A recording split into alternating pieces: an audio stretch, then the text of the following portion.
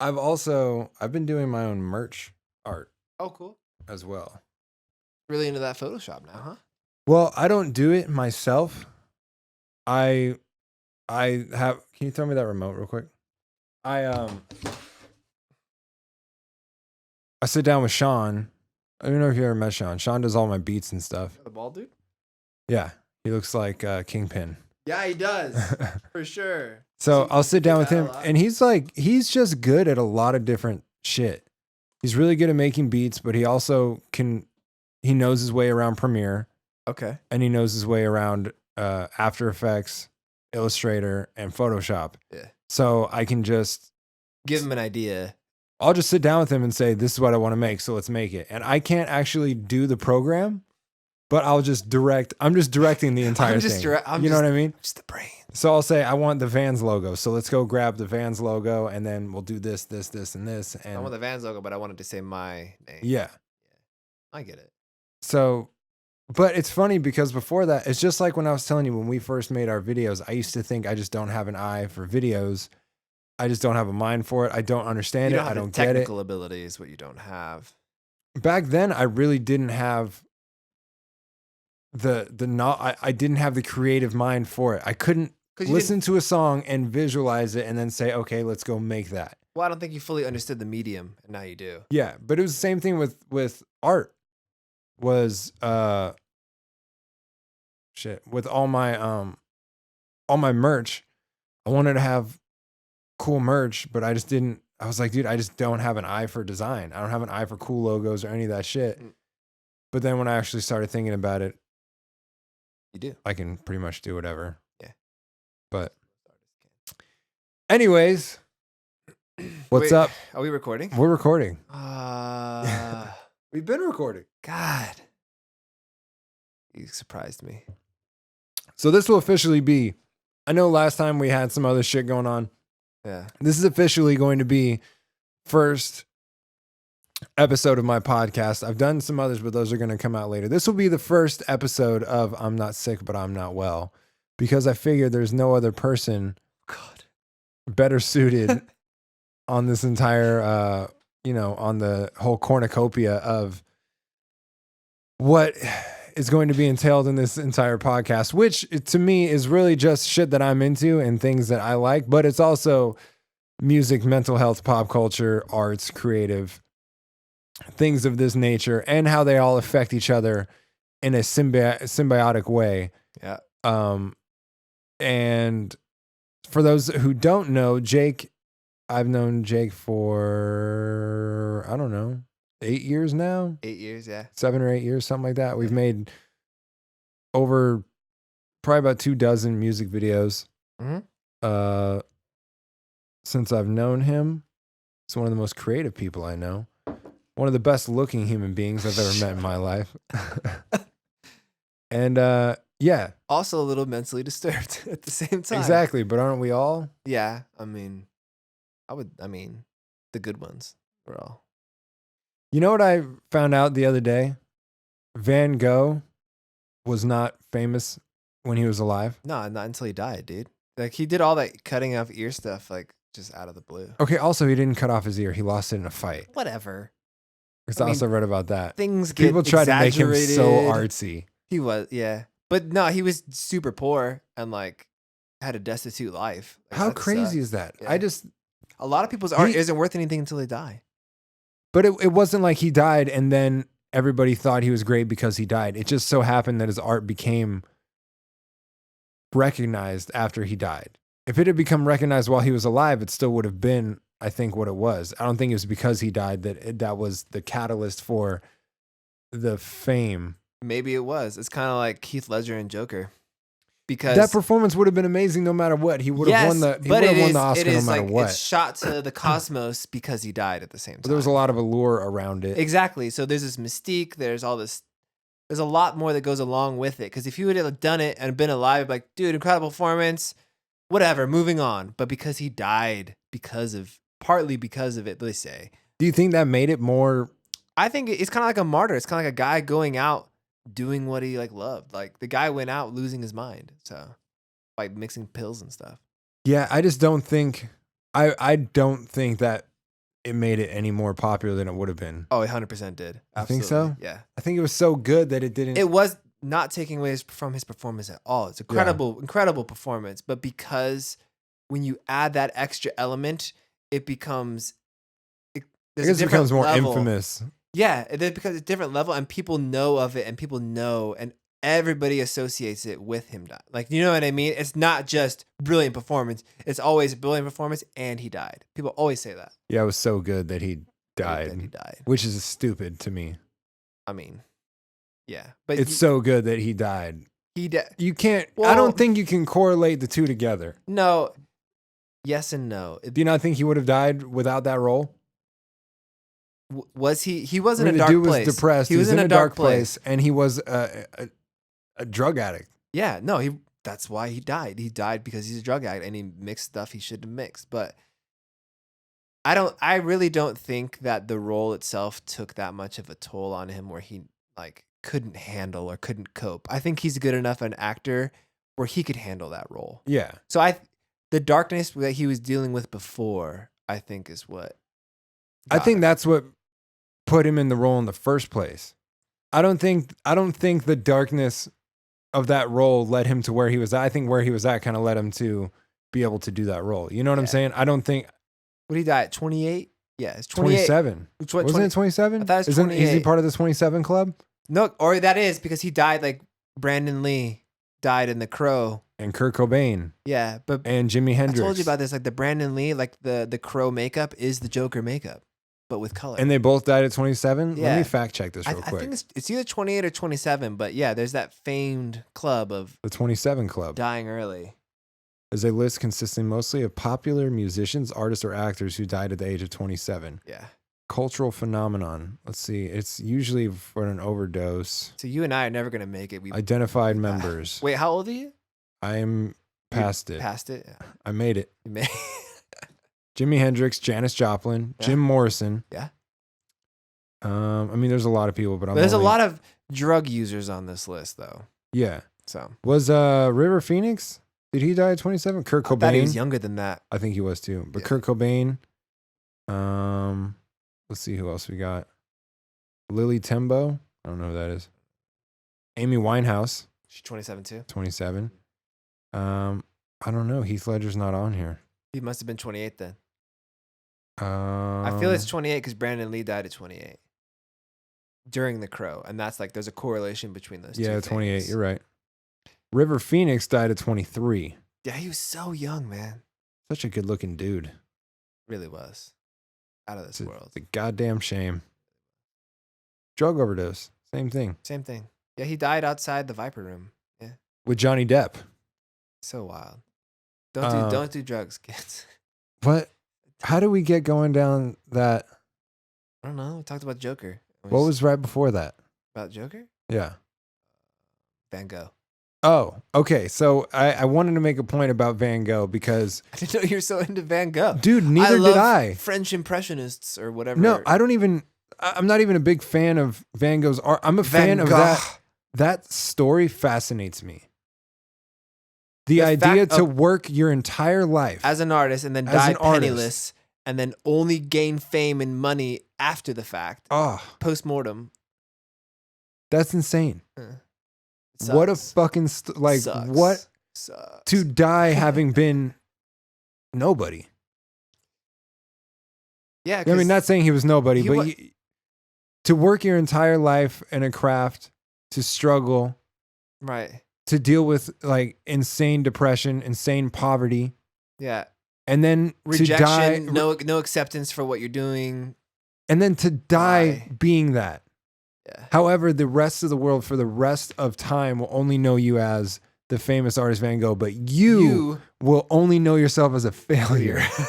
That's terrible. What a messed up experience. Dude, and as soon as I read that, his ghost it gave must me be chills. Pissed. His ghost must be so pissed. Think about that. Yeah, dude. How fucked up is that? I don't know. Like, is that not the epitome of being an artist? Right. In some ways. He should have just burned everything before. It's so dark and emo. It's so Bran Stark. Dude, I can't imagine, because I deal with enough of it as it is of wanting to be accepted and people think that your art is good.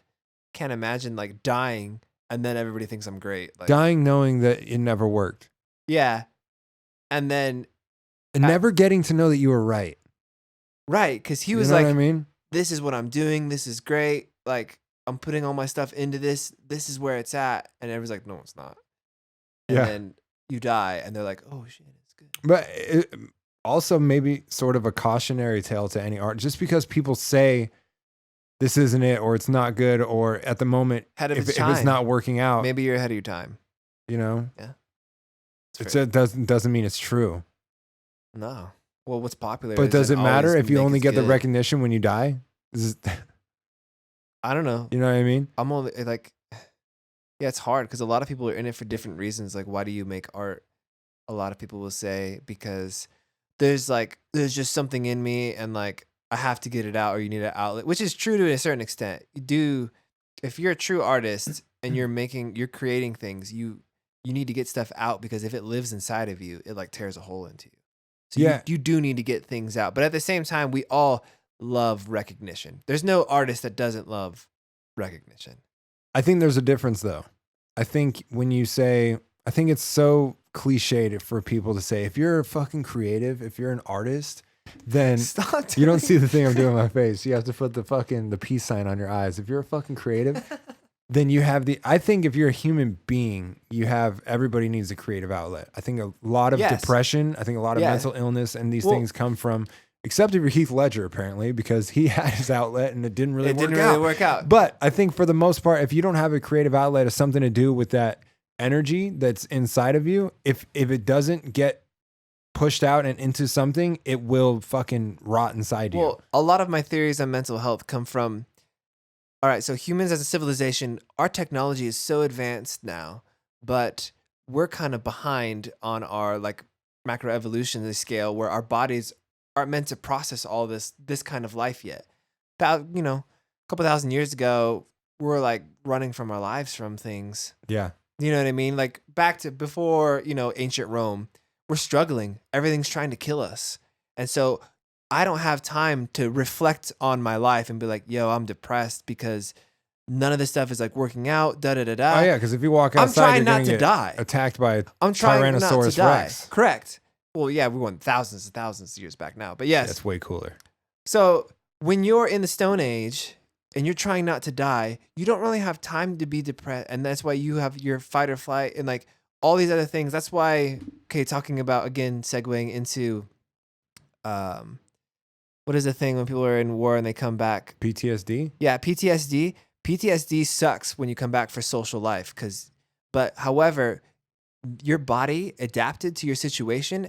And you know how beneficial that PTSD for you in the field is? When you hear those sounds, it puts Yeah, your body on that alert. makes sense. It makes you so you don't die. It's a survival coping mechanism. So when you're brought back to this world of very cushiony and luxury, and like especially in America where you really don't have any danger of anything if you live in a normal like suburbs. Yeah. So all that stuff that your body is now adapted to survive, you have, and it's just you're not trying to die every moment. And so their bodies are not meant to live in this life anymore. Yeah, it's officially morphed into something else, and then you try and bring it back. You can't. There's no going And back. And so it's really hard for It's those. turning the cucumber into a pickle. Yeah, you can't. Once you became a pickle, you can't go back to a cucumber. Yeah. So that's the thing. And coming back to that, us as artists now, we have time to reflect on our world and to interpret our world and put it back out as art. We didn't have that time before. Well, it's interesting too, because there's some artists where whatever their craft is a reflection of what's happening in life, and others are sort of creating where culture is going to go. You get what I'm saying? A lot of art, like I would consider a lot of what I do a reflection of the culture. I'm not really directing Correct. culture anywhere new. You're not saying, all right, that we're breaking new ground. This is where I'm taking. I'm not a trendsetter. This is where I'm taking you guys. See, when I make things, well, everybody has different motivations of why they make things. But when I make art, you can make art that's really, really good and very impressive. And like anybody can look at an impressive painting and be like, that's incredible. The craftsmanship, the talent in this. Or you can make a painting that's maybe not as good technically. And this is where I kind of live, but it makes you feel something. Yeah. And that's what I like to make. I like to make something that makes you feel something. So I may not be the best. I don't paint, but I wouldn't be the best sculptor in the world, but I may be able to sculpt something or show you something on the screen that makes you feel something. And to me, It's just different talents. It's different. But that stays with you longer. I've always appreciate thought something that. and be like, that's incredible. Hats off to that guy. He's incredibly talented. But that's something that makes you feel something. You remember that for your whole life. Well, yeah. Well, if you equate it to music, I've heard some of the most technically amazing, perfectly mixed, perfectly written, perfect songs that will get stuck in your head for a summer. But the ones In that 10 years, emotionally resonate They don't with mean you, a thing. But the ones that emotionally stick with you, if you hit somebody and you pluck a heartstring, that song will stick with you for the rest of your life. Yeah, So what's more important to do? exactly. I mean, I guess the best thing to do would try and be to blend both worlds, but that's very hard. That's very hard. Only done by the Goo Goo Dolls with Iris. Because that is a perfect song that also emotionally resonates. And it was a it was a very radio ready song. Yeah. But it resonated with you in the same way. So that's kind of like the golden goose. You're trying to get to that world. But so when you create art, you can kind of decide on what you want to do. Like, do I want to be the person who is so incredible that people can't help but be in awe of my work? Or do you want to create somebody that somebody remembers for their whole life and makes them reflect on something, or just makes them feel alive? And you know what's also more just as interesting is trying to figure out you don't get to decide what you make. My style just comes out. You know what I mean? I can't help it. If I try and say, oh, I want to make something that is, technically masterful and perfect, if I set out to try and do that, if it's just not me, I won't be able to do it. Nah, it's not going to work. The hardest thing to understand with this whole thing is I'll never make the art that I enjoy. Does that make sense? No, I like the stuff I make. Don't get me wrong. I love all the music that I make and, the videos and all that kind of stuff, but I will never be able to make the things that I sit and enjoy. You know what I mean? Like, I'll never be able to be my favorite artist. Right. That's like, as much as I love like huge like fantasy epics, am I really built for that? Not really. Yeah. I'm better suited telling a very intimate, emotional story. Yeah. That's just what I'm good at. And that's what not even what I'm good at, it's just what comes out naturally. And so it feels like secondhand. And so it's a stretch for me to create this incredible fantasy world instead of just honestly just going into like that little darkness in your chest and just letting that come out. And it's so much easier that way. Well, and there's like a push and pull because you'll make something that is the best that you could make it, but in your eyes, it's still not as good as the things that you love. Right. And so you're unhappy with it. So you're not that, but you forget that there's somebody out there looking at you and you're that guy to them and they're not able to make what you make. And so they think what they make isn't good enough. It's hard though, because at the same time, you are making art half for yourself, proving something to yourself. It's creating, this is who I am. I need a self-identity. I need to show what I am and get it out there. But half of it, even more than half, is you're creating it for somebody else to take in. And what something you make, be it a song or a video or a painting, probably means more to that person than it ever will to you, but means something else completely to them. Does that make sense? Like when you wrote a line to a song, let's say you wrote it for somebody or about somebody, it probably means more to some kid in Ohio who was going through maybe a similar experience than it ever will mean to that other person that you wrote it for. I mean, that makes sense because the songs that I love resonate with me more than anything I've ever made will. Right. You know what I mean? But that song was never written for you. Yeah, exactly. You know what I mean? Well, it's interesting because I was talking to Megan about this the other day because I was rewriting some stuff for Miss Humpty Dumpty, which is a song I wrote 7 or 8 years ago. I know that. Yeah, it's actually old. And I kept the first verse because I literally could not change anything in it to make it better, which is really fucking weird because I feel like I'm so much better now than I was then. So to go back and look at it and but you had a moment where you fired on all cylinders. Yeah. And and I was telling, like, I couldn't write that chorus today if I tried. Not even that it's like better than anything I could do. It's just so much the mind that mindset. made that Yeah. I don't have anymore. So it's just really interesting. But as I was writing it, I knew every song I write, I get that one line, and that one line that I'm like, I'm searching for it. I'm searching for the one line that I know is gonna fucking like hit somebody really hard. And I couldn't finish the song until I had it, and I just kind of waited until it came. And I didn't get it until the bridge, like into the bridge, and I was like, "Fuck, that's it. Yeah. That's the one." And it's those things where I just know I get psyched knowing how much it's going to mean to somebody else. Isn't that funny though that once it came out, you're like, oh, that's it. Yeah, I got it. But it's just like when we create stuff like that, it's almost like we're waiting for it to come out because we don't create it on an intelligence level. It's like subliminal. It's inside of us, and we're just waiting for it to kind of come out. Yeah, and I feel like it's one of the best forms of meditation because my best writing is done when I'm not thinking.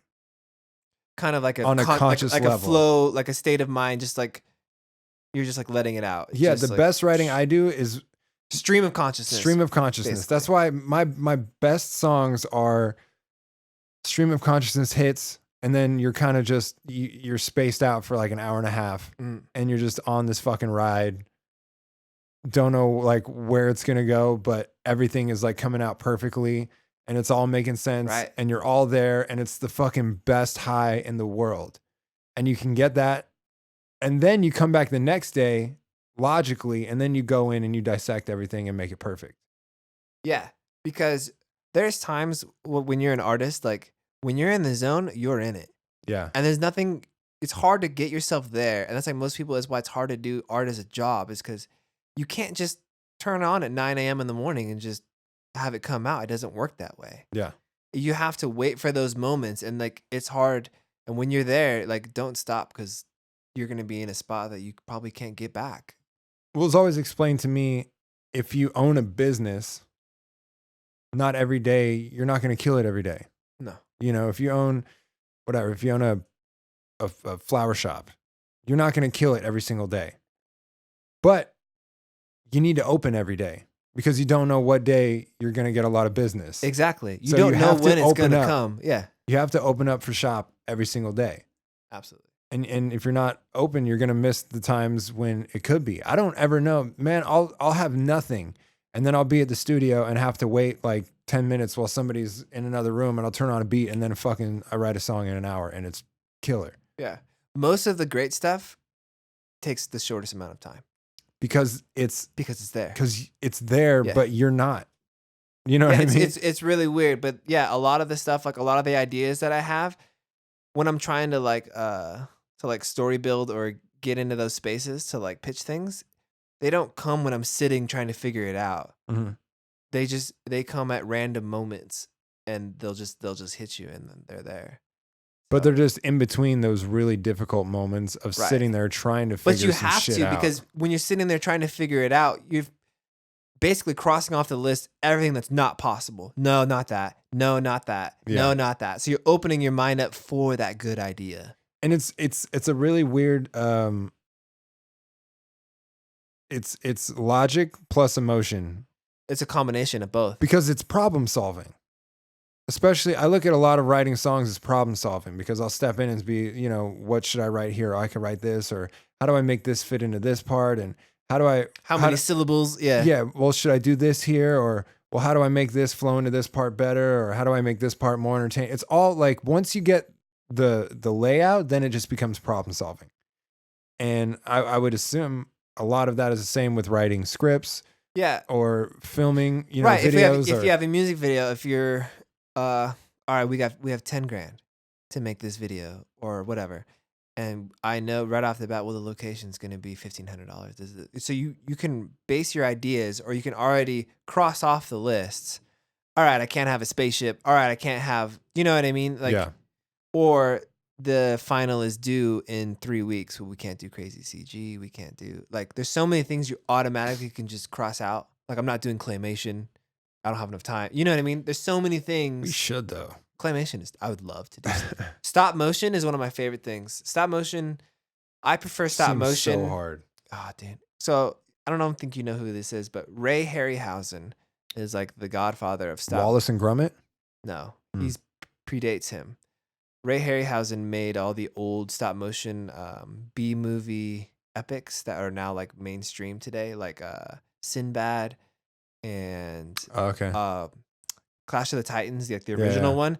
All that really cool, like the Jason and the Argonauts with the skeletons. Have you seen that? So cool. And I still believe to this day, skeletons that are done in stop motion looks more like a skeleton would look. Yeah, they are rather really cool. than a CG. And so I love stop motion. I think it's one of the coolest things. I love that and like obviously like Star Wars, like puppets. Yeah. It's so much better when it's a suit and like practical effects. So I think much better. all practical effect. If you can do practical, it just looks like practical sets when you just have a giant set good instead of all CGI. It's so good. It just feels different.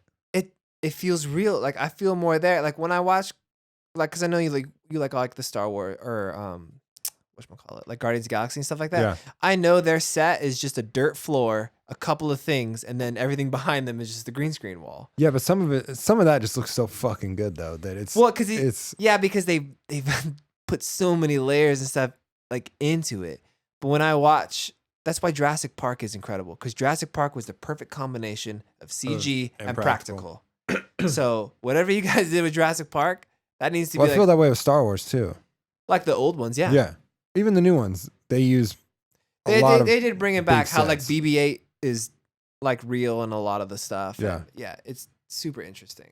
Well, here's the other thing when you're talking about like budgets and shit like that. It's actually something I wanted to bring up just on my own social media too. Just talking to people that are first starting out is, I think a lot of people get discouraged if they don't have money to start out. No, I would say. You know what I'm saying though, right? Right. So if you don't have money, you have to be creative. You have to be creative. A strong idea executed well is better than a huge budget executed poorly. And that's exactly what I want.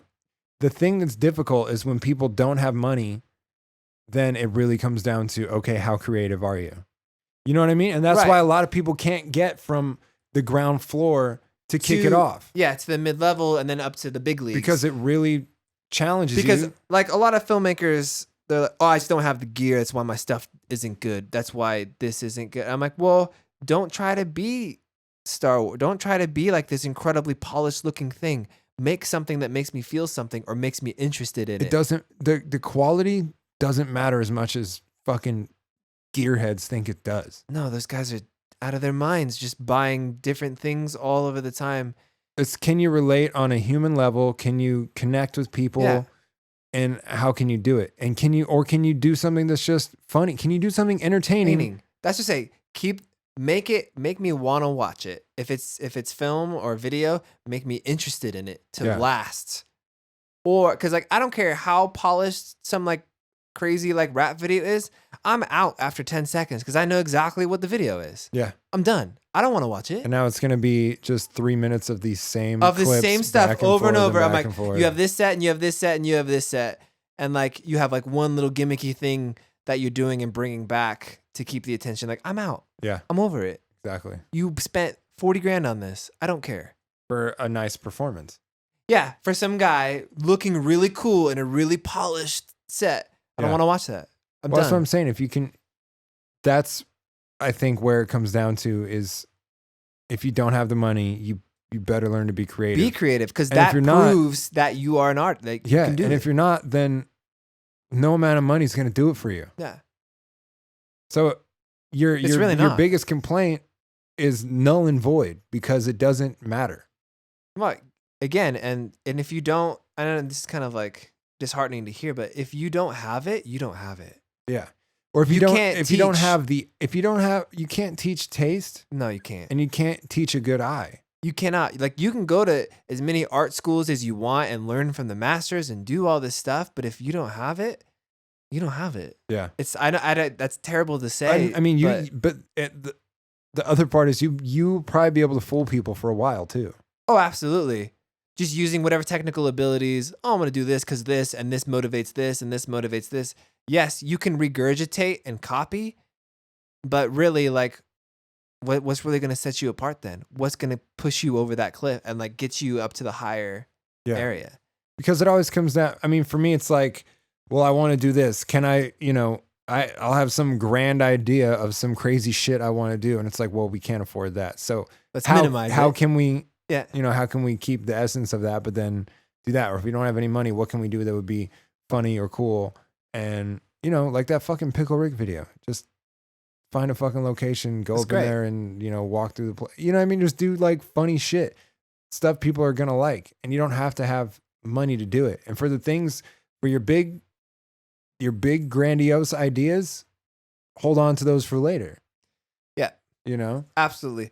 A small concept that you can show, proof of concept that you can knock out of the park is going to get you the bigger stuff. Exactly. So don't wait for the money. Just make it now. Whatever you have, just make it now. Yeah. And even if it doesn't go anywhere, like at least you made it and then you can make something better next time. If you're an artist, get ready to make a ton of stuff that no one ever sees. A ton of stuff that you spent so many late nights working on and just terrible. And you're going through it and like, I have this idea and I've worked it out and we've done this and you spent time on it and you spent hours, days, weeks. And guess what? Probably not going to go anywhere. Yeah. It's got to be extreme self-service. Yeah. But you have to believe certain things. You have to believe it's going to go somewhere to give it your all at the same time. Well, like if you look at the Stacy video, I knew going into that video wasn't going to take the world by storm. Well, it's too polarizing, but yeah. I just knew it wasn't going to fucking cry, but I knew I didn't give a fuck because I want to see it. Yeah. I want to make it. I want it to be a thing. You know what I mean? That is, like you're saying, this self-serving part of it, like I'm going to put this out. Yeah. And that was expensive too, but that was one of those things where I knew in order to pay for that, I needed to make 3 cheap videos. Mm-hmm. On like a 0 budget that would make the money so I could pay for that video. Right. But that's just saying what we were talking about earlier. Like sometimes you do it for you, sometimes you do it for them. Yeah. It's different. It was a thing you were talking about earlier too, as you were talking about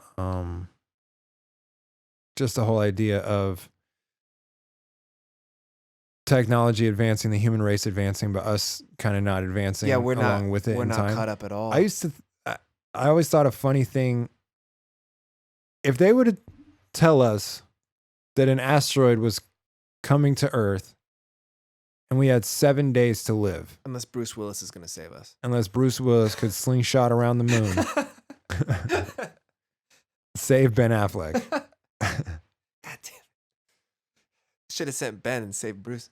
All True. Right, continue. Yeah. If they said, yeah, there's 7 days and then an asteroid's going to hit the Earth and then we're all going to die. It's inevitable. It's unstoppable. It's going to happen no matter what. We're fucked. There's something in my heart I know I would feel the biggest relief. Why? Because it's like the weight is off your shoulders. Like, yeah. And then I started thinking how much depression and anxiety would just fucking disappear. So much. Immediately. But some people... Because how much of it is future based? All of it. And if there is no future, the reason it's why... like, whoo! Yeah. Why you're frustrated good. right now is because you're worried about your future. Yeah. What I'm going to become. What I can do. How am I going to get myself out of this? How do I compare to this person? How do I compare to that person? You're always looking at the future. And if you're never looking at yourself right now and you're living in the future, it's just not going to work. But when you go, there is no future and we're all going to die the same time. At the same time. The same way. No matter how much money you have. Yeah. It's just like, all bets are off essentially. So. And that just gives me a feeling of like, oh, I can fucking breathe. Well, like how good would that feel? I think, people like you and me would like welcome it. But also the number one fear of people is the fear of dying. But I'm not afraid to die. I'm actually like excited to know. I don't want to die. I don't want to die. Really? No, not at all. I'm so excited. I want to live as next. long as possible. I'm excited. I think nobody, I don't want people to come out and kill me, but I'm excited. Like when my time comes, I'm ready. I'm going to hold the Grim I think Reaper's you say hand. that now. No, I'm ready. You're like the dude. You're like the guy in Free Solo. I'm ready to go. I don't have anything to live for. Cuts to the kids. The fuck, Dad? No, I'm just saying what an adventure dying would be. Unless there's nothing. No, you come back. Whatever, dude. You don't know that. I firmly believe that you come back. Hold on. Just to finish my thought real quick. I'm just saying that it's funny how it's easy to think that if there's a definite, this happens in 7 days, that would take that off. But knowing that maybe there's 35, 40 years, but everybody's just going to die and none of it's going to matter anyways. Mm-hmm. But I can't wrap my head around that.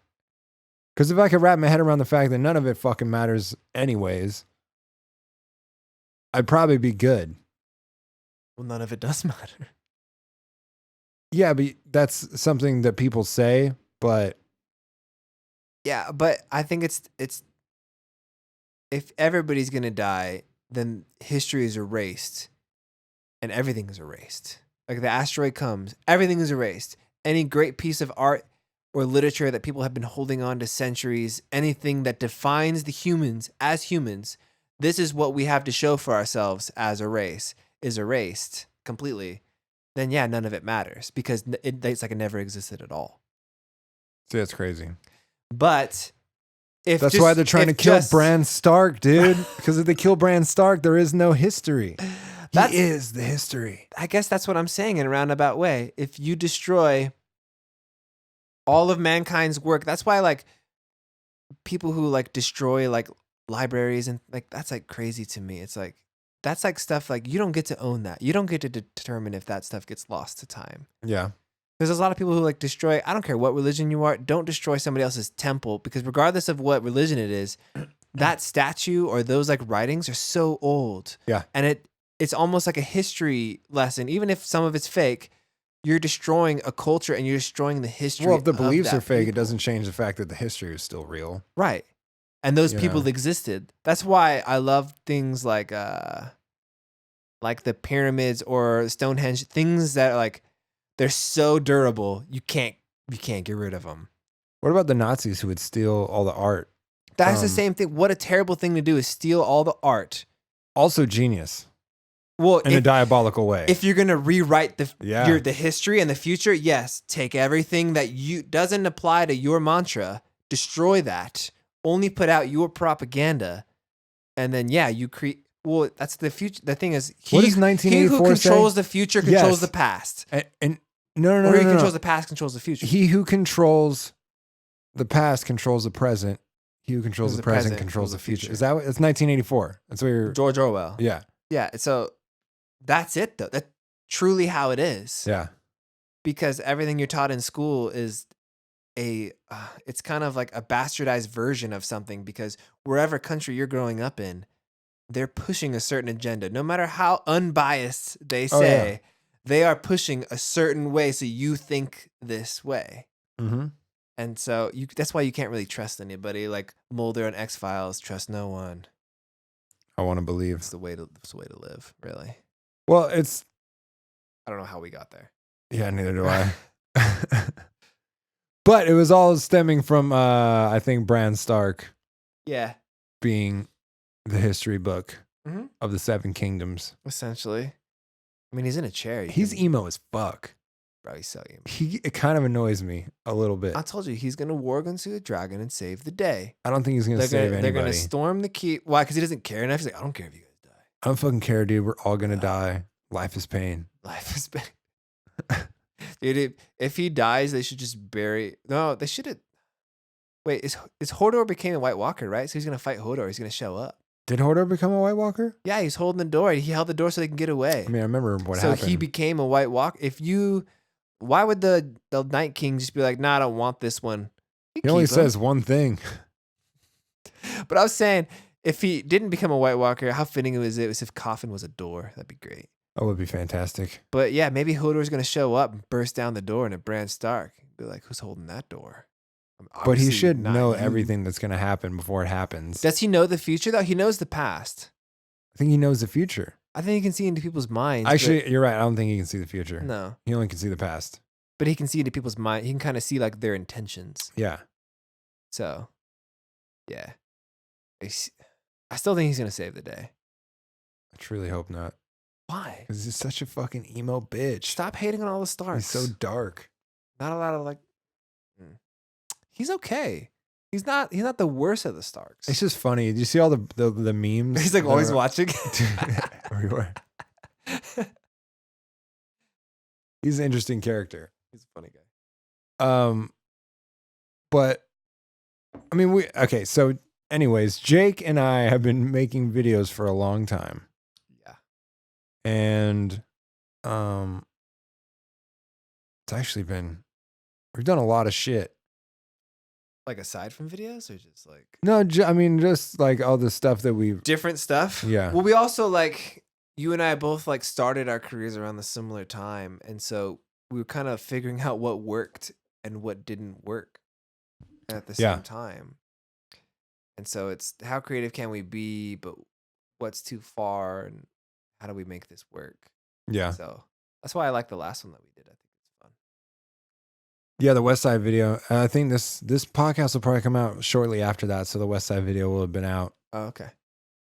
Which is an example of a cheap idea Yeah. done well. Yeah. Yeah.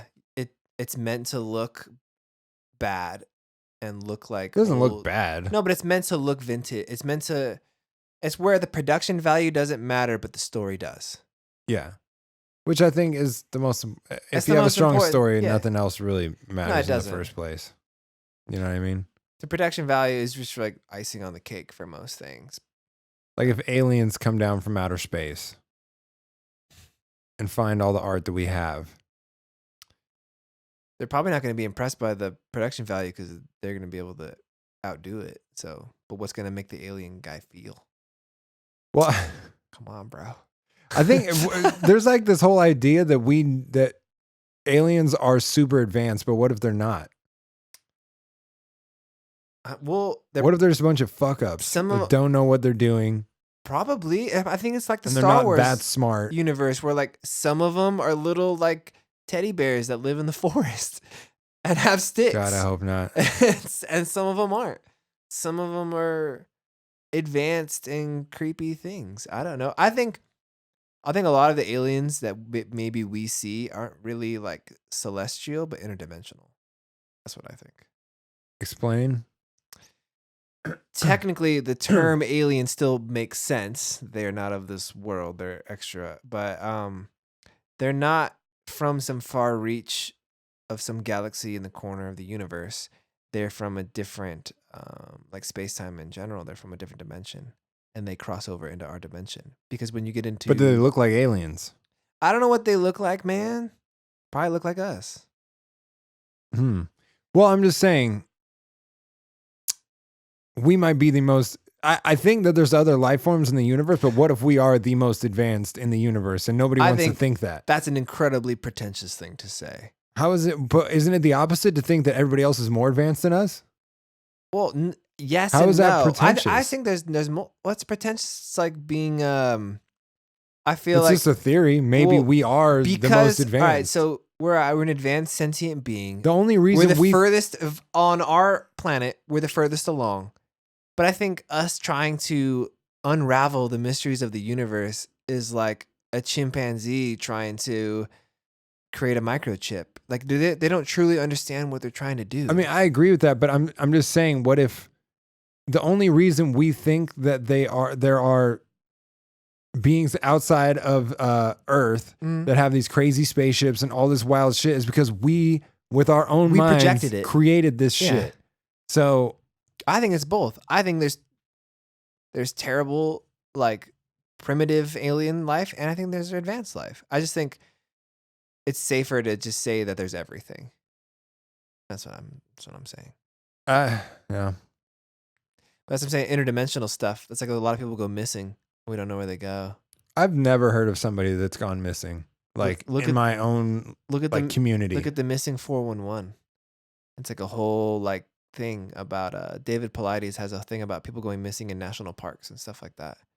Well, I only know you because can get lost in a national park. No, though. like this stuff like 4-year-old like a 4-year-old child goes missing and they can't find him anywhere. And then probably got eaten by a fucking bear. Would you stop with the bear talk? No, it's like so there's one where it's like a 3-year-old kid goes missing and then he's found like up a cliff with his shoes not on and his clothes turned inside out, like something he would not be able to do. A bear. A bear? Yes. I love this shirt. I'm going to take it off, try it on, and put it back on fit, you. So you have to put it back on. Of course, a bear doesn't know what's inside out or outside out. The only reason I know it because it ties into like kind of like the Sasquatch world a little bit.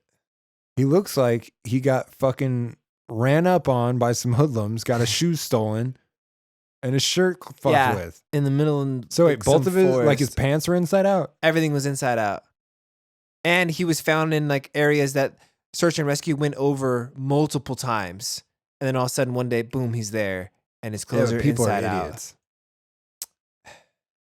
God, you're such a Scully. You so don't want to believe. I do want to believe. No, you don't I wanna want to believe. believe. I want some evidence I'm that's saying really good. There's interdimensional beings who's taking people out of our realm and putting them back sometimes. You're also telling me a 4-year-old child had his shirt inside out, which Yeah. is like, yeah, no shit, he's 4.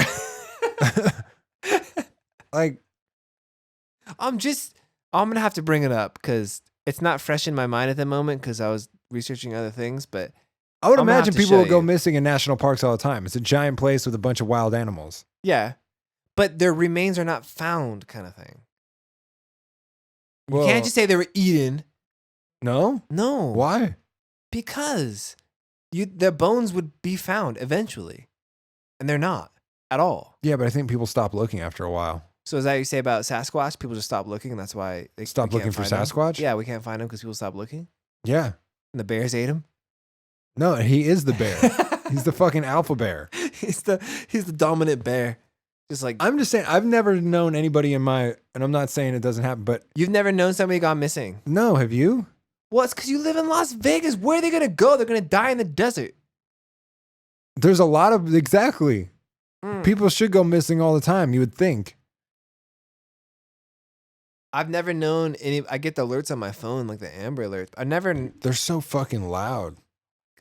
So, Jesus Christ, I wasn't doing it. But Can you imagine if you're the guy that kidnapped that kid and you got that alert on your phone?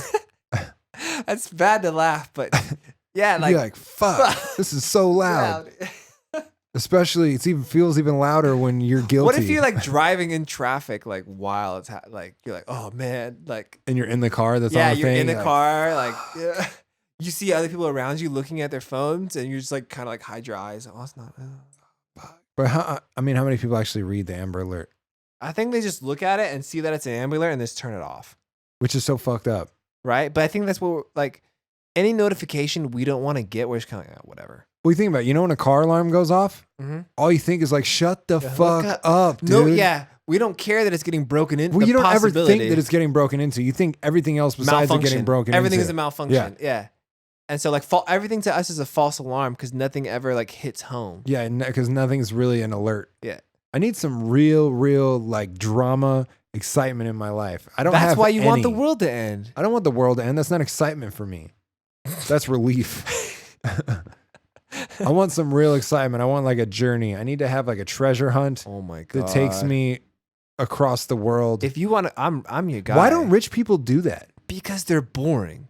Rich people If I have was money rich and because they're eccentric- boring. If I was rich and eccentric, I would 1,000%. That's like the Elon Musk have guy. He's just- like, I'm gonna build a robot. Or no, that's what he should do. But he's like, we're gonna go to space. I'm gonna do stuff. I'm like, God, you should be making a giant robot with missiles and like a Transformer? laser swords, Transformer. like a giant, like Pacific Rim. Yeah, but why do that when you can go on a Goonies treasure hunt? I mean, I want to go on the treasure hunt too. I would pay some dude who We can go on a treasure hunt. knows the earth and set up clues across the entire world. No, do you really want to go on one? There is one Like right the now. Amazing Race, but not No, stupid. Listen to me. Forrest Fenn's treasure. Look it up. Who's Forrest Fenn? Forrest Fenn is an eccentric millionaire. Okay. He has a He treasure. sounds like a superhero. That sounds like a superhero Because name. when you have two F's and anytime you have two of the same letter. Look up Forrest Finn's treasure. It's somewhere in the Rocky Mountains between like New Mexico going up to like Wyoming, I believe. He wrote in code, there's like a little poem about like where it's hidden. He has books about it. He really hid treasure. And we can go look for it. And people have died looking for Forrest Finn's treasure. So if that's something that you'd actually want to do, I'm Hold on, ready. Let me look at this. The Fenn, Fenn. And yeah, Forrest Fenn's treasure. The Fenn treasure is Mhm. a treasure reportedly worth over $1 million, supposedly hidden by art dealer and author Forrest Fenn in the Rocky Mountains. Many people believe know that my the treasure is located in Yellowstone. When asked why he created the treasure hunt, Fenn said he just wanted to give people some hope.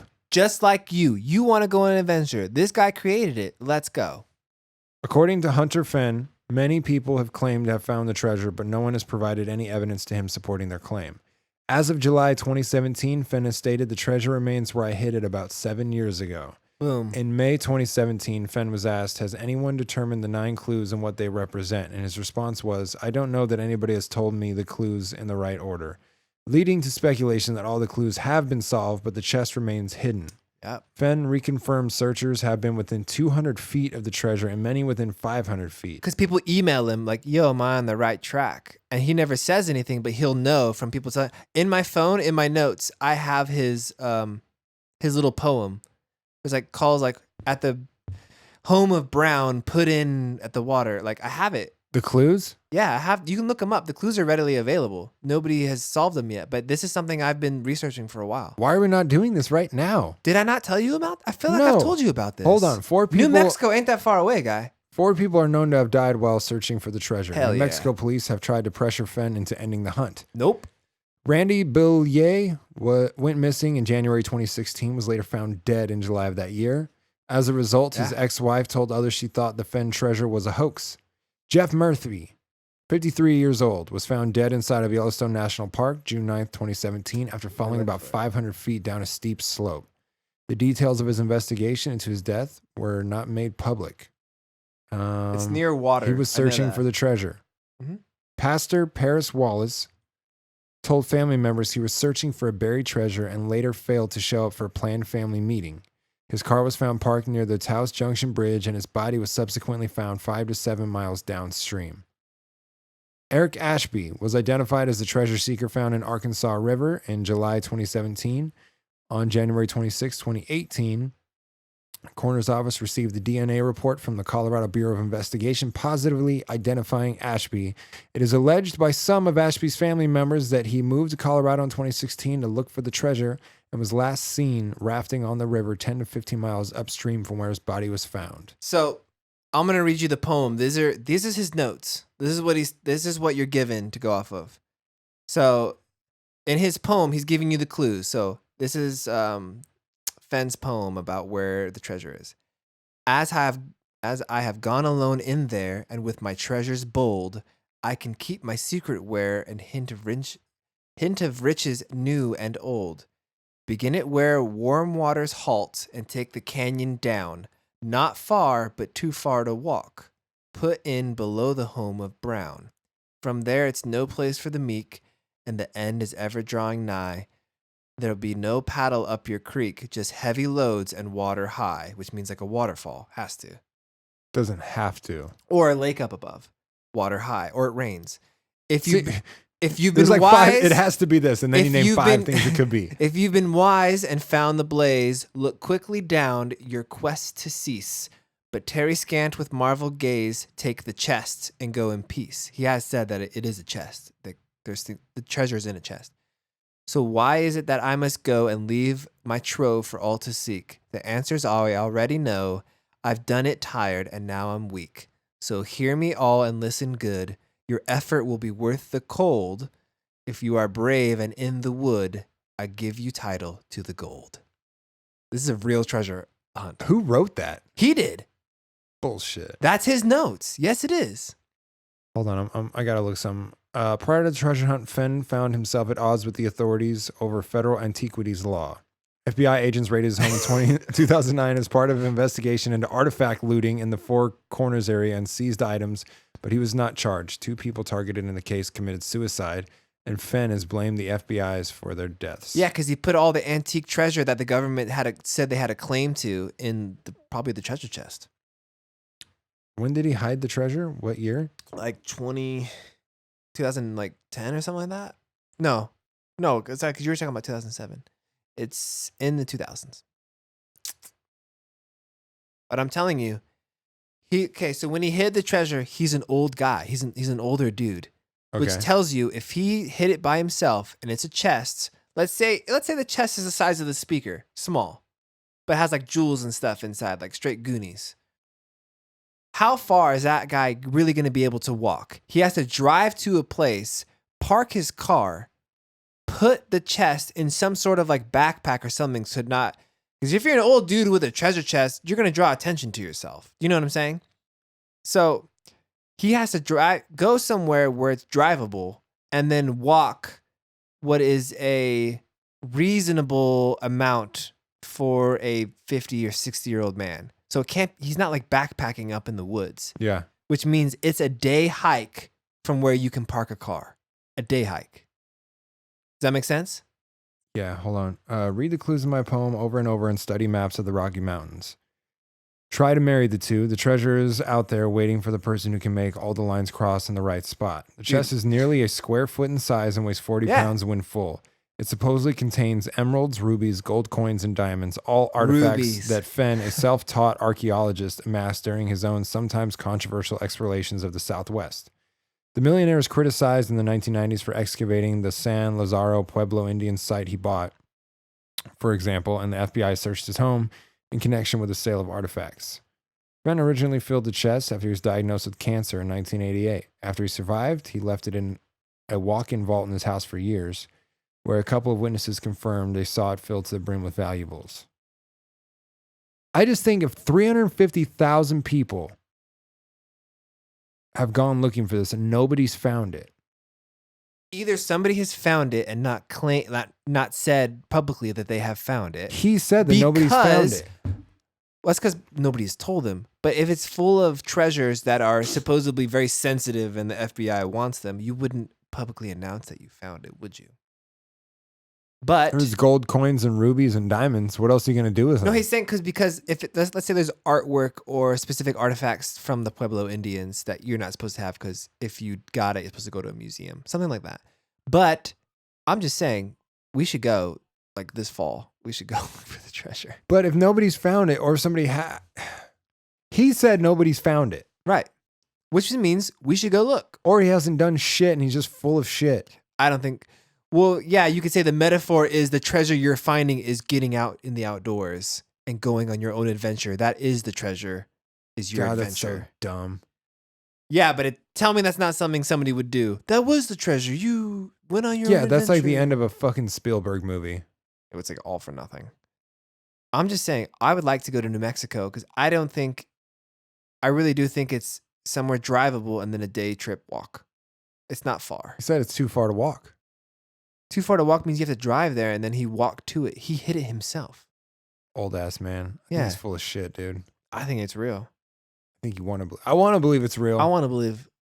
How cool would that be? Just unearthing some buried treasure. You just told me you wanted adventure in your life. I gave you it right now. I just don't know if it's real, no. man. I don't know if it's real. Why don't you want to believe? Because I do want to believe. Oh, listen, Jake, my life is so humdrum. I'm so bored. All I do is sit and drink energy drinks and talk to you. I really wish there was an adventure hunt or something we can go on. Oh, hey, Jeff, here's an adventure we can go on. Ah, no, I'm good. Thanks. It's fake. It's not fake. Okay, we'll go look for the treasure. Okay, yeah, I'm excited. But we have to study it. We have to study a map. We got to figure it out. Dude, I've been on this for a while. I don't want to. We're recording right now, so I don't want to tell you my thoughts. But I will tell you after. Okay. Of where I think it is. Yeah. You think you know? I have a general idea. Okay. Yeah, because one of the notes it says put in at the home of Brown, which can mean multiple things, but you can really brown could mean brown trout. Because there's brown trout that are prominent in that area. And the home of Brown is the places where they're known to breed. Brown cow. No, brown trout. Fish. Brown cow. And he references water a lot in that. And he says to brave the cold. So one of my thoughts is it's in a little pond underneath the water. Or what if it's at the bottom of the lake? That's what I'm saying. That's why nobody can find it and you're 200 feet away. Because... You think nobody's gone down to look? No. I'm afraid of water. Who's getting... Because you're afraid of water doesn't mean that other people, there's scuba divers and shit out there. Listen, some people don't like to get wet.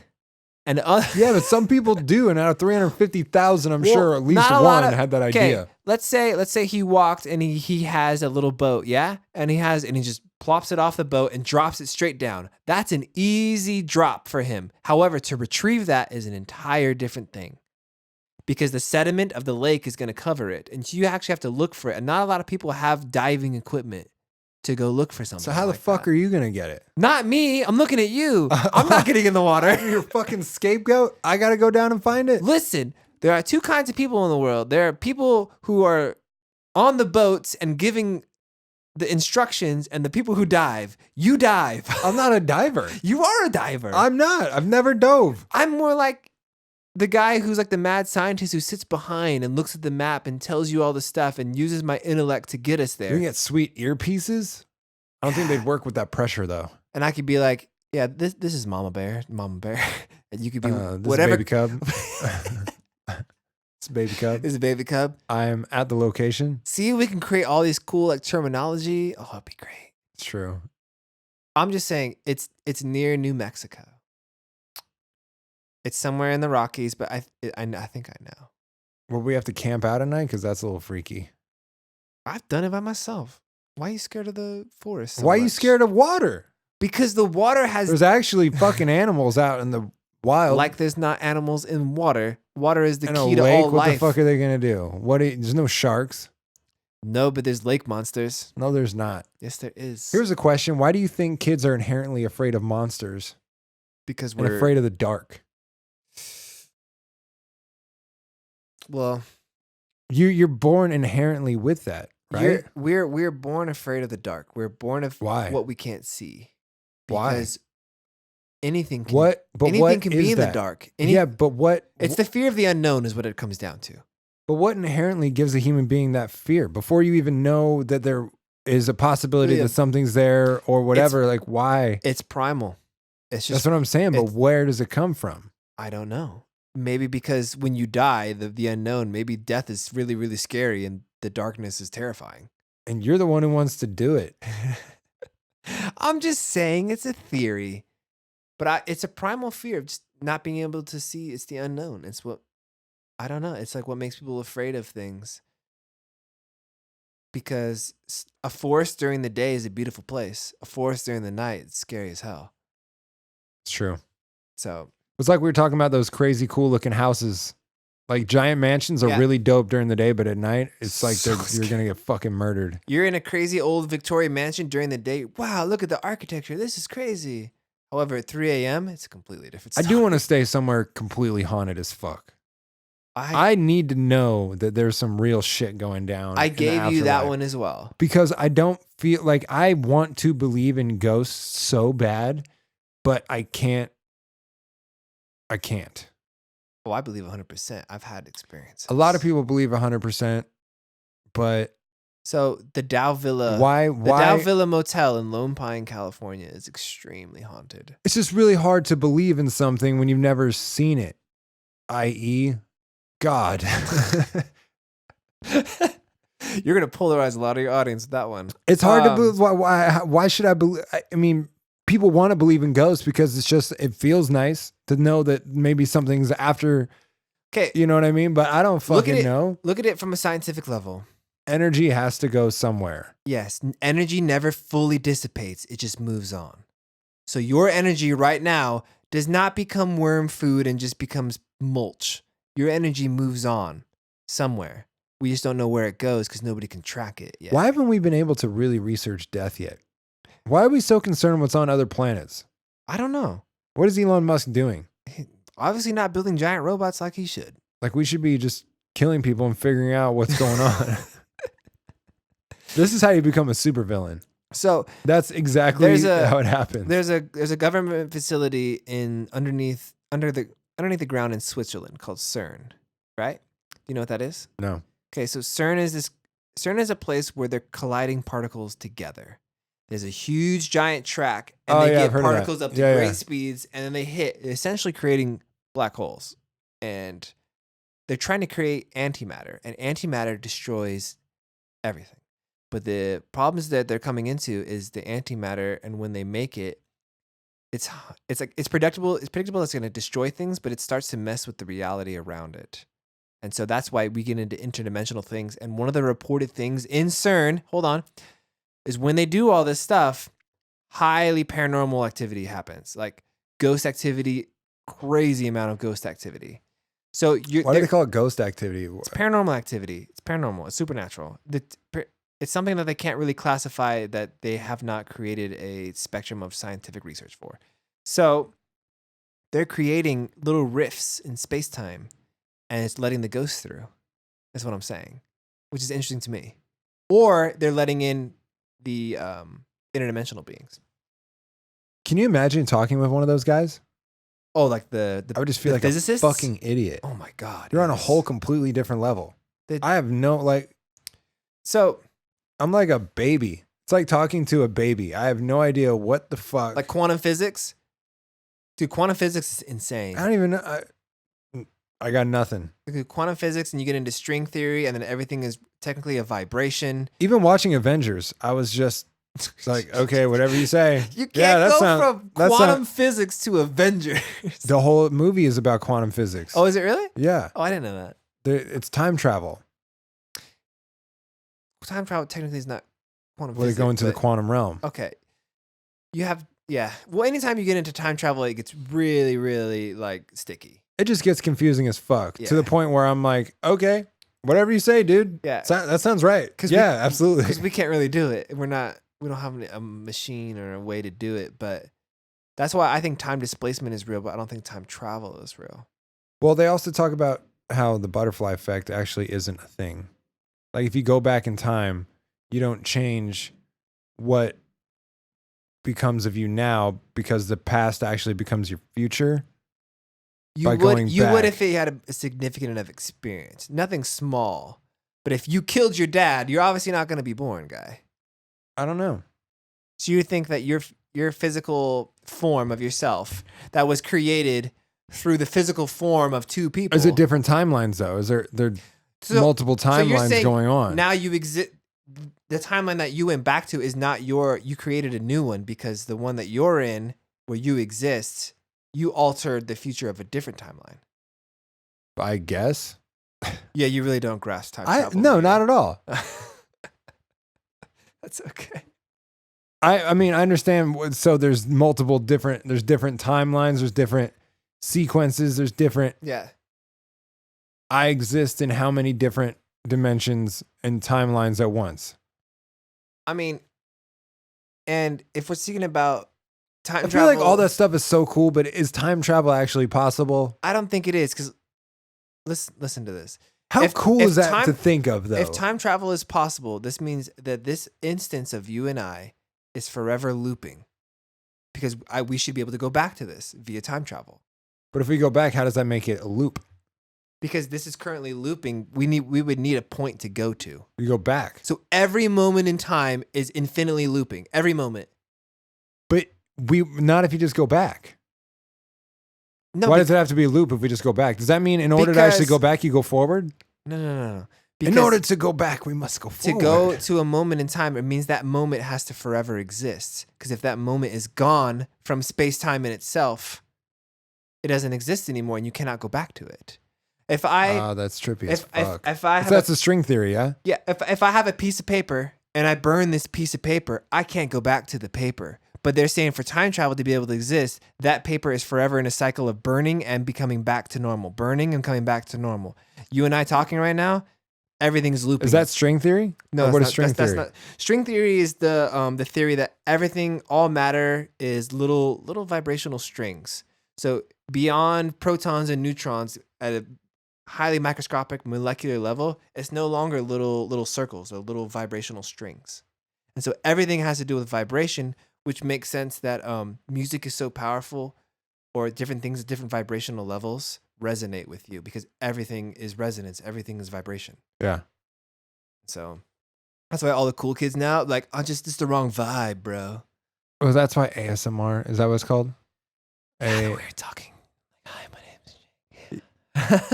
But that's why when you hear certain tones, or when a baby cries, that vibration is alert. Like, yeah. Something's wrong. And so your body is programmed to know that in this state of being, that is a vibration that is wrong. Something is wrong. But everybody also has their own sounds that irk them. True, like nails on a chalkboard, this and that. But that's why. What's yours? For most people, of what bothers me? Yeah. For sounds, I don't really haven't given it that much thought. It's mostly like textures, like eating. I hate the sounds of markers on paper. Like the squeaky, like the. No. That's fine. That's on like a board or something. I'm talking about like on like actual paper. That's interesting. I hate it. God, you messed up. I know. Yeah, I can't think of what sound really bothers me that much. I just don't like textures with things. Like I can't eat like water chestnuts. Can't do it. What? Can't do it. It's like Why? sand. It's like I'm eating little $50 of sand. I love those. They're so No, bomb. I can't eat water chestnut. I can't do textures, man. Interesting. I can't do it. Can't do it. So yeah, I think if we could figure out time travel though, how dope would that be? I think it would cause mass chaos.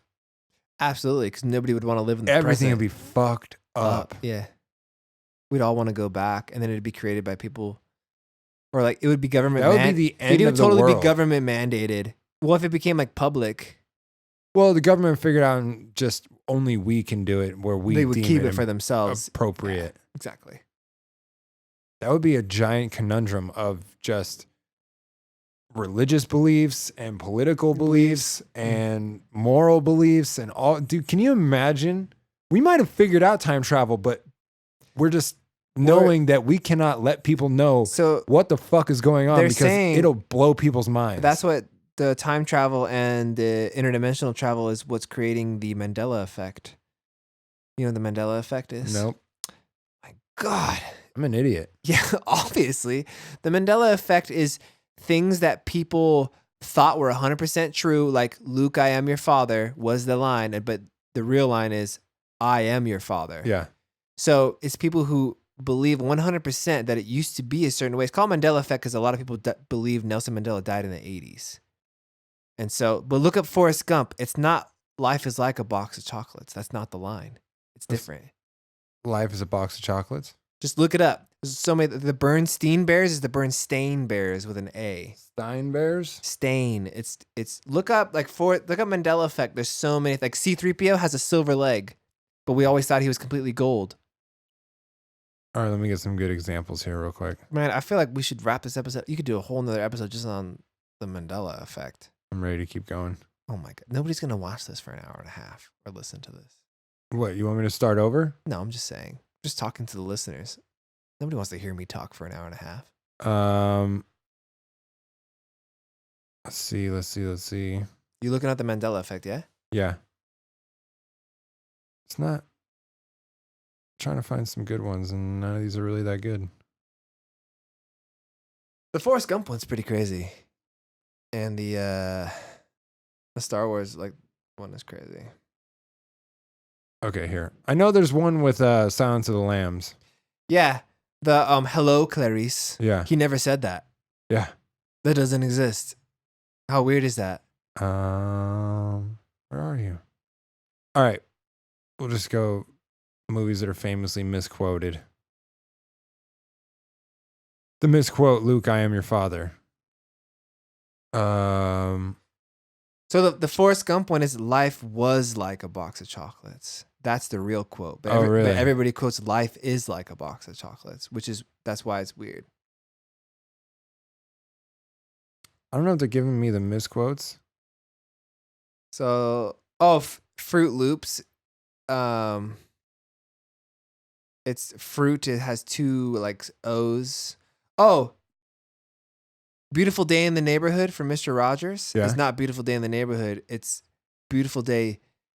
It's a beautiful day in this neighborhood, which makes no sense. So they're saying, because you and I know it as, it's a beautiful day in the neighborhood, a beautiful day. Did you ever watch that documentary?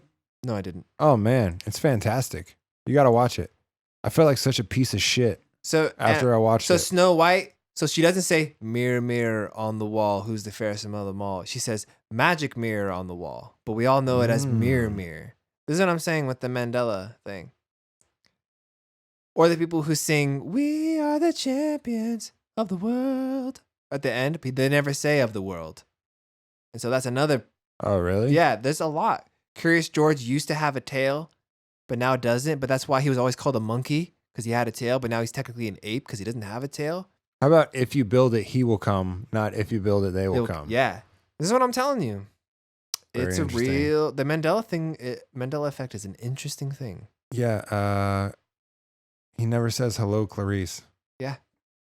Hello, Clarice. But how come I know it? How come we all know it? Why is that a That's thing? so weird. That's so weird. This is what I'm saying. So time travel could have affected things on a small scale or interdimensional travel. Yeah. Obviously that's like inconsequential, really. But it's so funny that most people are like, no. He did say that. I remember that. So Because that's what people create reality. that's what I'm saying. We sometimes we project things. And have you ever heard of like the hive mind? So all of us, we have our own individual minds, but the reason like we're all connected is like there's like a hive mind. It's like why kids who are like 4 years old now, you hand them a tablet, they've never seen it before, but they're really good on it for some reason. Okay. But you hand it to an 80-year-old man and he's like, I don't know what the fuck. Like, do you know what I mean? So it's like the hive mind is we become like we're actually evolving as a social species together. And So that's why our skill set is kids know how to use shit that. yeah, like technology, like right off the bat. Cause like how like we're like oh, CD/DOS and Do you we're find porn on this? which is like That that is think like about how the internet. that's really the answer to the How many internet. people learned how to use the internet because of porn? Probably 90% of first timers. I know I did. Dude, the way I learned how to use Kazaa and LimeWire was by downloading porn. How many? I use it to I have download no songs, and you use I it used it to download songs too, to listen to What? it while I was downloading porn. I don't know how many viruses I must have put on that Oh my fucking God. computer. Which is how metaphorical is that? Is like to download your porn, you're getting viruses. It's Yeah. like, it's like a STD through like. Well, it's just technology. crazy how much. I can't even imagine. But how the much misquoted porn- stuff on like BearShare and Kazaa, it's like Blink 182, and it's not Blink 182. It's like MXPX. Yeah, and you'd be like, "What the fuck is this, dude?" But did you encounter that in porn where you search this famous girl's name and it wasn't? I never got into famous porn stars, You man. know, it was just keywords. I would just look at whatever looked cool, whatever sounded good, I would grab, and whatever would actually fucking download because a lot of shit wouldn't download. Right? It would like it would just just be corrupt freeze. and it would be like. "Rrr." halfway through. But I think, do you know how many people actually use like YouPorn? It's insane. We look at things like YouTube and how many people use that. And we're like, wow. But how many people are on YouPorn? How many people are watching porn, but nobody talks about it? That's because it's has a negative connotation in our society. But it's so weird. You're viewed as a pervert. It's insane to me that it's something almost everybody does, but nobody talks about. There's nothing else. They talk about There's it. nothing It's else. just not like widely. Nobody talks You about talk it. about it in your inner circle. I mean, I don't go home Not and be even. like, hey, Jeff, did you look at the categories of like, big boobs on whatever? And like, you'd be Well, like, I'll yeah, share I've seen that fucking- one. I've seen that one. If I see a good YouTube video, I'll send Just it to share that somebody. link. I'll be but like, you check won't, this You out. won't share the porn link Fuck with me? no, dude. Nobody does that. Nobody wants to share their porn. Nobody wants to talk about Why is watching that, though? porn. I don't know. It's a stigma. I guess it's Yeah. something inherently personal. Like, I don't want you to know what I'm jerking off to or something. I don't know what it is. To me, it's fascinating though. It is fascinating that because it's so taboo. It But is. everybody, But everybody does it. is there anything else in this world that is like that? That people do on a regular basis. It but- takes up so much of their time, but don't talk wanna about talk to about. anybody. No, because it's like Not it's unless like, you're a serial killer. Well, it's like I guess it's the key Serial definition. killing and watching porn closely related in the fact that it's something takes up a lot of your time that you're really into, that you really enjoy. and but there's don't a lot tell of anybody emotional about. damage happening. Yeah. Yeah. And you get off on it. What? But it's like the true definition of a guilty pleasure. It's like you feel guilty about it, and so like But why are I don't people want- still I don't feeling want guilty people to jerking know off the porn? that I'm listening to whatever popular song because I have a weird thing. Like Jake only listens to like weird obscure stuff. Like what if I listen to Demi Lovato every morning in the car? I'm not sharing that. I mean, people wouldn't care that much unless you're like, yo, I like grandma porn, dude. But that's what I'm like. You know? I guess. Because people, if there is a stigma of like what you're, like yeah, I get off on some weird shit. What's up? Yeah. You know? That is but kind of everybody does. Well, to each their Nobody's own. watching normal porn, dude. Because it doesn't exist. Is that an average? Like, just type in basic average white people. It doesn't exist. What do you mean? It has to. You type in softcore. Nobody watches softcore porn, dude. No fucking way. Nobody watches that shit. Why not? Oh, softcore, good story arc. Because when there's heroin out there, why are you going to just, settle for Pills? anything less? I guess. I never put that much thought into it. You've spent way too much time thinking of it. And not only because it fascinates me. Because not only that, there is the idea that you build up a tolerance to porn? Yeah. How? Because like so you're saying like drugs, like so all of a sudden this girl I'm saying, no longer this works for me. Yeah. I need something more extreme. I haven't reached that point. If you watch like softcore, I'm sure if you go back, it's escalated some from whatever you started watching. Hentai? I'm sure even the anime porn has gotten more extreme. There's no way it hasn't. I mean, it's still giant monsters and weird stuff. Yeah. But if you start off with softcore porn, eventually you're going to need more to get the same to desired fill that effect. void? No? I guess. I don't think I've reached that point. You have I don't watch porn anymore. Like caffeine. So if I have coffee every day, yeah, it's going to do less for me. Yeah. Okay. You start to become numb to it. Yeah. And you need more to get the same desired effect. Right. I guess because I don't do it I don't watch porn every day, so I haven't become desensitized to it yet. Yeah. Yeah. I think porn's a big problem, personally. Well, because it creates an idealistic version of what sex is that's not possible. Yeah, it creates an expectation, and that's not possible. I wouldn't say it's not possible, but it's not for the amount, practical. Anything's buyable by money. Yeah, it's not practical. It's not practical, and it's not healthy at all. That's also true. To view your partner in that light, I don't think. And I mean, for us growing up on porn, when you were younger and you first started watching porn, it was hard to find. Well, and it would only come down in like little steps. Like if it was pictures, it would be like chicken, chicken. Yeah. But imagine being a kid now. Now, oh my God, it's so soon readily available. Not only that, but it's extreme. You know what I mean? Like when I start looking at Playboy, it's just like pictures, and yeah, it's like. But now it's like fucking bukkake anal, like. Just wild shit. And imagine being a kid and that's your first introduction. That's because what Instagram is now with like what they're able to post now, all those girls, that was what was like the dark end of the internet in our days. And now it's like front page. So imagine being introduced to sex in a way that's what it is. Just right out of the gates, just like. Imagine the expectations of to put on a little girl. You know what I mean? I know. Well, now we're getting into some deeply psychological stuff. It gets really depressing to think about it. Like, how fucked up is that, though? And that's why everybody's messed up now. Of your expectation of what you would have to do as a woman to please, or as a man thinking like, oh, I have to look like this. I have to like. It's got to be 10 inches, bro. Yeah, I gotta have fucking just a massive baby arm, and I have to be able to. Dick down 4 girls at once for 45 minutes straight. Not bust fast or anything like that. And there's massive expectations on both sides. On both sides. Yeah. It's really not healthy. It's really not. No. So, but what the fuck can you do? But like you said, it's only getting worse though. Oh yeah. It's going to be, and now we're just creating sex robots. So we're just going to have a robot that will do whatever we want it to do. I think porn is an addiction that people just don't. That's another thing. It's another thing people don't talk about. Well, because it's not something to be proud of. It's not something. It's not something. We can't be like, I'm a recovered drug addict. Blah. Blah. There's like some sort of mysticism and some sort of pride that has gotten attached to that. You know what I mean? Right. I messed up. Look what I've been through. Yeah. But porn now is like, I messed up. Look what I've been through. Like, whoa. And people are like, you are messed up. You are dude. messed what up. What the fuck? Yeah. Isn't that weird though? Where extensive drug abuse is not as bad as porn. Yeah. That's really weird. I agree. It's just a stigma. It's because of the way people look at it and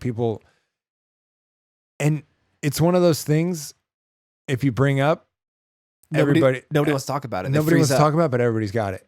Yeah. You know what I mean? Not everybody, but a lot of people Right. have the same fucking thing. You know what I mean? Yeah, because it's so personal, I guess. And that's like whatever your sexual desires are is like a very intimate thing. And so people don't really want to let that out. Like, Yeah. yo, I do like grandmas. What's up? Well, I think it's also in America, sex is so It's still very taboo-ish. so But taboo. it's used to sell so like So you have to keep it the taboo. level of it though. It's like when you get too far, yes, then it becomes into the spectrum where we don't talk about this. Yeah. But like the levels of like very revealing clothing and like cleavage and all that stuff, that's like front page. Like Yeah, because it. it's still, so you have to keep it taboo so that can still sell shit. Because if 'Cause it's it's no still longer edgy. because Yeah. if it's no longer taboo, it's not going to grab your attention. right, it's like going to like a topless beach. If everybody's topless, you're like, oh well, okay. Yeah. But like if there's one girl who's topless on a regular You're like, beach, oh, what's up? Exactly. That's kind of So you can't make it normal no, you can't can't fully normalize normalize it. No, because then you won't be able to sell shit exactly. and religion. Wait, what? What? Everything comes back to this. How? How is there Christianporn.com, Mormon Latter-day Saint, Dude, I'm sure Like- there's the more niche you get, polygamy porn? That's probably a site. I'm guarantee it is. Polygamists for the average man. I don't know. Wow. I never thought about that. What? Like religious porn. Is it like Jehovah's Witness where they show up to try to teach you the word of God and then you let them inside and then Do you remember the movie Orgasmo? Yes. I Where never there were saw Mormon it, but missionaries that started Yeah. doing porn. That's true. Fantastic. But that doesn't come back to porn. You just come back to prostitution, which is like the oldest Why is prostitution not legal? because you have to film it to make it legal. Why? You I don't know. what I mean? It's so weird. There's no reason porn should be illegal, or that prostitution should be illegal. Because I think it's you don't want people to view that as a job, like a profession you want to Why? go to. Would you want to be a prostitute? I don't.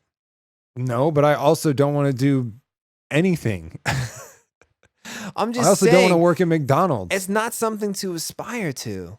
To you? There has got to be more to you as a person than your body. That's what I'm saying. Tell that to a model. Hey models, there has to be more than something to you Is that not what a model is? than your body. I mean, It's just different ways of just using a your different body. way of using your body. But that's what I'm saying. When those models become old and they can't model anymore, the regret and like your self-worth, they must have terrible like mental issues. That's what I'm saying. It's just as bad. You can't project that onto somebody because if they figure out something else, another way to self-worth and understand, okay, I know I have this body. Why would I not use it to make as I'm much just money as I saying, can? If I had an incredible body, which I don't, I would use that. Yes, I would use it. Unfortunately, my biggest asset is my brain, but I would use my body, but I would still know there has to be depth to me. There has to be more to me than this. Well, yeah, but you can say that about any job. If you work at McDonald's and you have to be like, I work at McDonald's, there has to be more to me than this. Think about it. So you have to Yeah. find your purpose outside of your work. So I sell Big Macs and my body. No, that's not. No, but I'm what are saying- you getting at? I'm saying that you have to find your purpose outside of your work. So you can't Yeah. look at something like, oh, No. if I'm a prostitute, then there has to be more to me than this. I actually don't like when people, the first couple questions when you meet somebody is, hi, what do you do? Everybody always asks, what do you do? 90% of the people in the world don't like their job. So why would you ask somebody what they do as something to define them? Wait, but hold on though. Because you're putting a stigma on if a girl or a guy wants to be a prostitute Yeah. and have sex for a living. Yeah. What's the difference between that and someone who does porn? Nothing. Okay, so then again, why should prostitution be illegal? Well, I don't think either of them are jobs to aspire to. But if it's what you enjoy, you got to understand that some people out there enjoy having sex and are like, if I could get paid for this, fuck yeah. Well, I guess I'm weird. I would gravitate to more of a like cerebral like position in the world of what I would want to be. I mean, I understand that, but Like not more than just, everybody. like a physical state. Yeah, Like, but a lot of people aren't like that. well, I guess fine. I am not truly learned enough in culture to view just a physical job as something that is enough for me. I'm like saying for you, but It's I'm like just LeBron saying. James, more than an athlete. He's more, bro. I'm just saying on a grand scale, Yeah. regardless of whether or not you would want to do it, why should prostitution be illegal? Because disease. That's a way to regulate it. If you legalize it, you can regulate it because you have places that are run where people are tested. So therefore, there's less sexually transmitted diseases in the world. I don't know. You get rid of human trafficking. I have a weird stigma about sex, I guess, because to me, it's like you lose a little bit of yourself. I don't know. Every time you have sex with somebody? Yes. Get the fuck out of here. Like, what does that even mean? I'm trying to get meta with this, bro. I don't know. What do you lose? I think you gain a little piece of yourself. You lose a little bit of like your privacy, like a little bit of like who you are. I'm saying like no, like multiple partners, not like the same, like the same. Some people just really like to have sex. I know. I'm a and nerd. don't look at it like like a meeting of two souls or like our energy connecting. People sometimes just like to fuck. And if someone's like, dude, I really want to fuck, I could pay for this. I'm going to pay for it. Why can you get your entire body massaged? Listen, real quick. Why can you pay to get your entire body massaged, but you can't pay to get your dick massaged for 4 minutes? How does that make any sense? I don't know. Because of procreation. And let me ask you this. Because children can be born out of it and you can't bring life into this world because of a job. If you were a girl, would you rather? Oh my God. Or a guy. No, I shouldn't even say it. If you were just in general, if you were a massage therapist, yes, and you could either give someone a deep tissue massage where you have to really lay down some real fucking pressure. Oh, God. Have you ever given a massage? That shit on your forearms is fucking fire, son. It is gnarly. Would you rather give a deep tissue massage for an hour and a half, or I don't like this game. beat some dude off, or get some girl off in 5 minutes, 10 minutes tops? Dude, what would you rather do? None of the above. What would you rather do? None. Given the option. I so don't like to touch people and like. I'm saying in theory. In theory, but we're talking about it's hard for me. In theory, you'd take the easy 10 minutes over the hour and a half of fucking. It's hard for me to detach from myself because I'm so scared of intimacy with people. So it's not intimate. It is. Touching somebody is intimate. How often do I give people hugs? I don't know. So you don't get massages? No, I don't get anything. You should try it. Massages are great. No, I used to hate them. No, I don't. I really only got into them in the last 2 years. Well, also because I've had more stress in the last 2 years of my life. So I get really fucking woe is me. I have so much stress. I do. It's all self-induced. None of the above, but I understand the argument of 10 minutes of something that's taboo, or 5 minutes, or an hour and a half of strenuous manual labor. Exactly. Yeah, no, I understand the correlation. I take the easy way out every single time, which is exactly why I am where I am in my life. Yeah, you lazy as hell. If you have a cheat code, why the fuck would you not use it? God mode all the time. Why not? God mode. If there's a video, every time I play Grand Theft Auto, I only do it with cheat codes. I'm playing Tony Hawk. I'm not falling off that There's board. no fucking reason. Why, if you have a cheat code, why would you not use it? Because the struggle makes us human. Oh, get the fuck out of here, dude. It's not true. Yes, it is. The struggle makes you human. The struggle, when you struggle and you have pain, and it's like winning something by cheating and then winning something by your own talent. One of them means more. One of them is worth more. Yeah, but when I'm talking about cheat codes in a game, you're not playing against other people. Okay. It's just getting to where you want to go easier. Why would you not? I don't know. When I play Street Fighter, I turn on a really hard level and I try to sit it and beat it at the hardest thing possible. Yeah, and then that makes you a better person? Yeah, it does. It makes me sleep at night. Because I have that knowing that I can defeat this at the hardest possible level, which most people cannot. That makes me feel better about myself. Just a Street Fighter, huh? Yeah, it's really just Street Fighter. It doesn't apply to anything else in the world. It's really just Street Fighter. See, I don't know. I think nobody really likes to struggle that much, but like, all right, people glorify the struggle way too much. They do. I'm from the streets. I'm like, cool. I'm a desert rat. I'm from trash. Like, I don't like to talk about it. It's not fun. It's not fun at all. Like, I grew up really poor. It's nothing to brag about. I mean, we all do it though. We all do it because secretly we are jealous of the guy who was handed his dad's company. Yeah. But I do know I wouldn't be me if I was handed maybe I would. I don't know that actually. Maybe I would be the same me. If you were handed something? Yeah, it's entirely possible. I don't think so. I don't think you would have the pain within you, I think, to get that out. Maybe not. Maybe I would just be a lot happier and make happier music. Yeah, it might be different. Maybe you might be as successful, but it would be a completely different kind of outlet. The only way we find out is by time travel. Oh my God, here we go. Here we go. Back To the future. Yeah. Sweet. Yeah. I think that's a good place to end it. Okay. It's been an hour and a half. Oh, that's good about that. Gone pretty far in. I don't even know where we started. Okay.